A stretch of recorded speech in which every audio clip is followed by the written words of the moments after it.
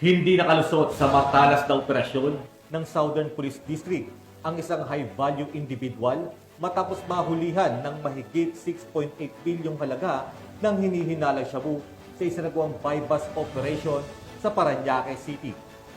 Itiyak naman ng PNP na mas paigtingin pa nila ang mga anti-illegal drugs operations upang tuluyang maputol ang daloy ng iligal na droga at mapanatili ang kapayapaan at kaligtasan ng mga residente sa buong bansa. Patrolwoman Ivy Corporal, ibalita mo. Patuloy na ipinapakita ng Southern Police District ang kanilang matatag na kampanya laban sa iligal na droga matapos maaresto ng Parañaque City Police Station ang isang high-valued individual at nasamsam ang tinatayang 6.8 milyong halaga ng shabu sa Barangay San Isidro sa Parañaque City.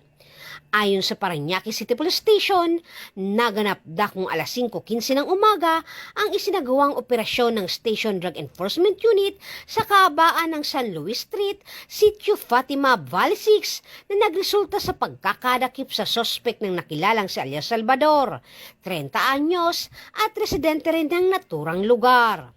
Unang nabentahan ng sospek ang isang pusher buyer ng 50 gramo ng hinihinalang shabu na nagkakahalaga ng 340,000 pesos.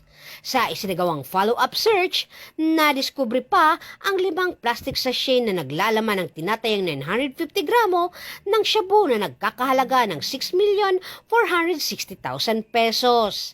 Dahilan upang umabot sa 1 kilo o 6.8 milyon ang kabuuang halaga ng nasabat na droga.